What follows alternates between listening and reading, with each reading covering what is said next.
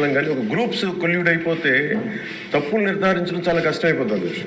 ఇప్పుడు ఇందాక ఉదాహరణకి మేము రాగానే ఫస్ట్ చాలా ఎక్స్టెన్సివ్గా కూర్చున్నాం, ముఖ్యంగా ఈ సోషల్ ఆడిట్ డైరెక్టర్ తోటి, ప్రిన్సిపల్ సెక్రటరీ గారితో కూర్చున్నప్పుడు వరుసగా చాలా ఆల్మోస్ట్ 1-2 months రివ్యూ తర్వాత సోషల్ ఆడిట్ డైరెక్టర్ ఎవరైతే జాతీయ ఉపాధి హామీ పథకంలో అవకతవకలు ఎవరైతే చేస్తున్నారో వాటిని జరగకుండా నిలువరించాల్సిన వ్యక్తి అతనే అవినీతికి పాల్పడ్డాడు అధ్యక్ష. అందుకని వెంటనే అతన్ని తీసి పక్కన పెట్టేసాం. అవి కాకుండా మేము తీసుకున్న ఇమ్మీడియట్ చర్యలు ఏంటంటే అధ్యక్ష, ఒకటి మేము ఈ social audit, vigilance cell, quality control 3 కొత్త వాళ్ళని పెట్టాం అధ్యక్ష. కొంచెం ఎఫెక్టివ్ పీపుల్ని పెట్టాం. ఇప్పుడు ఉదాహరణకి సోషల్ ఆడిట్ని ఒక 2 months బ్యాక్ పెట్టాం, చాలామందిని సార్ట్అవుట్ చేసి వన్ హూ ఇస్ కేపబుల్ అలాంటి వ్యక్తిని పెట్టాం అధ్యక్ష. అలాగే విజిలెన్స్ సెల్కి చీఫ్ విజిలెన్స్ ఆఫీసర్ని పెట్టాం, 5 months అయింది. అలాగే headed by chief quality control engineer పెట్టాం అధ్యక్ష, సీనియర్ రిటైర్డ్ ఇంజనీర్ ఒకరిని పెట్టాం. మేము చేశాక చాలాసార్రు ఉదాహరణకి 2024-25లో అబ్జెక్షనబుల్ ఎక్స్పెండిచర్ అంటే ఇది అవినీతికి దారి చూపిస్తున్నాయని చెప్పి దాదాపు 250 కోట్ల అవినీతి జరిగింది అని చెప్పేసి సోషల్ ఈ పీపుల్స్ ఆడిట్ ఫోరం నుంచి మనం దాదాపు ఇప్పటికి 546 మండలాల్లో మనం సోషల్ ఆడిట్ చేసాం ఇప్పుడు దాకా ఆడిట్ ఫోరం. ఇంకొక మిగతా మండలాలు 665లో 546 చేసాం అధ్యక్ష. మార్చి 31కి అయిపోతుంది. దాంట్లో 24-25కి 250 కోట్ల అవినీతిని ఉంది అనేది చేశారు ఇదంతా. కానీ ఇది ప్రాజెక్ట్ డైరెక్టర్ పీడీ చూసిన తర్వాత 71 కోట్ల మటుకి out of 250 crores only 71 crores recover చేయాలి అనేది ఆయన ఆర్డర్ చేశారు. దేనికంటే గౌరవ సభ్యులందరూ చెప్తున్న దాంట్లో మనకు అవినీతి జరిగిందని తెలుసు. అక్కడ అందరూ మస్తర్లో ఫాల్స్గా చేశారు, పనులు చేయకుండా రిజిస్టర్ చేసుకున్నారు, లేదంటే జేసీబీలు పెట్టి చేశారు, ఇవన్నీ ఉంటాయి. కానీ ఎక్కడ కూడా ప్రూఫ్కి దొరకవండి. సో దానివల్ల just lack of evidence only out of 250 crores only we could recover, అంటే రికవరీకి ఆదేశం చేసింది 71 కోట్లు. As on now 75.84 lakhs have been recovered అధ్యక్ష. అంటే 250 కోట్ల అవినీతి జరిగిందని గుర్తింపబడింది, కానీ సరైన సాక్ష్యాధారాలు లేకపోవటం వల్ల ఓన్లీ 71 కోట్లకే రికవరీ చేయాలన్నది ప్రాజెక్ట్ డైరెక్టర్ వాళ్ళ బాధ్యత అది. సో దాని నుంచి 75.84 లక్షలు యాజ్ ఆన్ చేసాం. ఇంకా still we have enough time అధ్యక్ష. కానీ దీన్ని ప్రతిదీ చాలా లోతుగా దీన్ని చేస్తున్నాం. And we have a very good team which will take it forward. ఇంకా 2 మీరు అడిగింది అధ్యక్ష,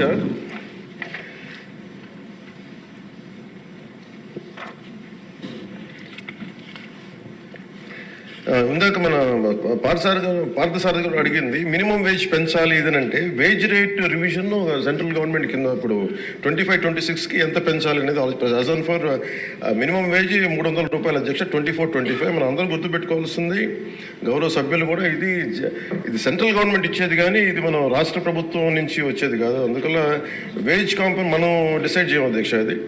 సో యాజ్ ఆన్ టుడే ఇది 24-25కి 300 రూపాయలు. దీన్ని రివిజన్కి 25-26కి కేంద్ర ప్రభుత్వం దాని మీద సంసిద్ధంగా ఉన్నారు చేయడానికి.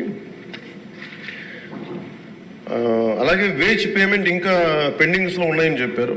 అది జనవరి 8 నుంచి government of India has 8th inform చేశారు మాకు దట్ ఇట్ విల్ బి తొందరలోనే క్లియర్ చేస్తాం. ఎందుకంటే అది సెంట్రల్ నిధుల నుంచి రావాలి కాబట్టి మేము రాష్ట్ర ప్రభుత్వం తరపు నుంచి మేము వెయిట్ చేస్తాం అధ్యక్ష. అలాగే మన లోకం మాధవ్ గారు, మన గౌరవ శాసనసభ్యులు జేఎస్పీ వాళ్ళు అడిగిన దానికి ఏంటంటే ప్రత్యేకించి ఇలా అవకతవకలు జరుగుతుంది, దీని గురించి మనం ఏం చేస్తున్నాం అంటానికి we have created a wage monitoring cell అధ్యక్ష for increasing average wage rate. Accordingly we will take it forward అధ్యక్ష. అలాగే మీరు అడిగిన దానికి అధ్యక్ష జిల్లాని ఒక యూనిట్గా చేయమన్నారు అధ్యక్ష. అది అసలు బేసిక్గా మీరు అడిగిన దానికి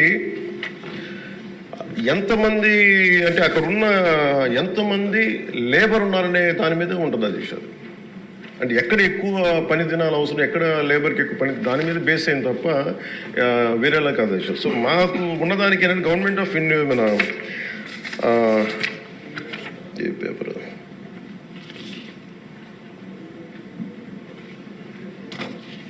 క్షమించాలి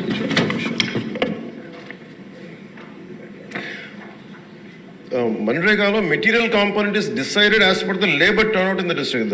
డిస్ట్రిక్ట్ యాజ్ ఎ యూనిట్లో ఒక 60-40 రేషియో ఉంటుంది న్యూ డిస్ట్రిక్ట్లో.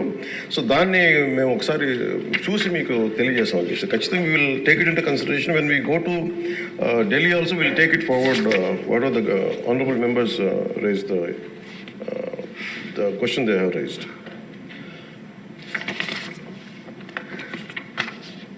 సో గవర్నమెంట్ ఆఫ్ ఇండియా అధ్యక్ష ఇట్ పర్మిట్స్ ఓన్లీ, ఇప్పుడు మన అమలాపురం శాసనసభ్యులు గౌరవ సభ్యులు అడిగింది జంగిల్ క్లియరెన్స్ కూడా అడిగారు.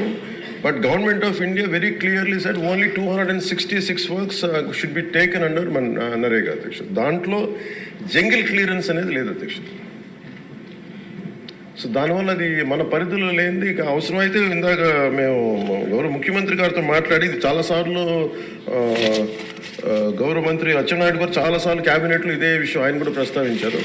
ఇది ఫైనల్గా ఒకసారి దీన్ని మనకి నరేగాలో రాలేనప్పుడు, జాతీయ ఉపాధి హామీ పథకంలో రాలేనప్పుడు దీనిని మనం రాష్ట్ర ప్రభుత్వంగా మనం దాన్ని ఎలా చేయాలని, jungle clearance is a big issue, this all understood sir. అది కొంచెం ఇబ్బందికరమైన ఇష్యూయే. అది గౌరవ మంత్రి అచ్చెన్నాయుడు గారు చాలా పర్యాయాలు అది తెలియజేశారు ముఖ్యమంత్రి గారికి కూడా. ఇది ఒకసారి క్యాబినెట్లో కూర్చొని అది డిసైడ్ చేస్తాం తెలియజేస్తాం అధ్యక్ష. Thank you.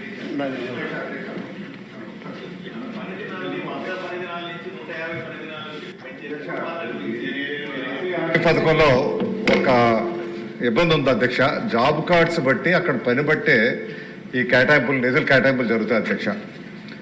మనకి ఏదైతే పల్ల ప్రాంతాల్లో పంటలు ఎక్కువ పండే ప్రాంతాలు ఏవైతే ఉన్నాయో మీరు తమరు చెప్పినట్టు నిజంగా అక్కడ ఇవి చేయాలనుకుంటే ఒకటి వ్యవసాయానికి అనుసంధానం చేయాల్సినటువంటి అవసరం ఎంతైనా ఉంది.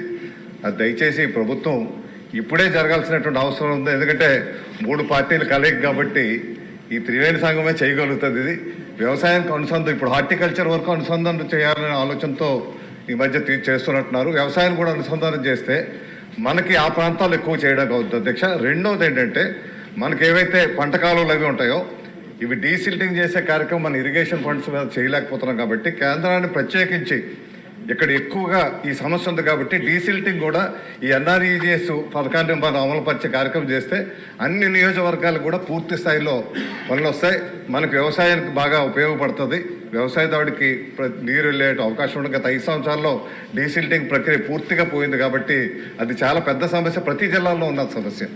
దయచేసి అది ఒక స్పెషల్ దీనికి ఒక డెలిగేషన్ ముఖ్యమంత్రి గారు, మన ఉప ముఖ్యమంత్రి గారు గవర్నర్లు వెళ్ళి కేంద్రంతో మాట్లాడి అది ఒప్పించి తీసుకురాగలిగితే రాష్ట్రం అందరికి కూడా ఉపయోగపడుతుంది అధ్యక్ష.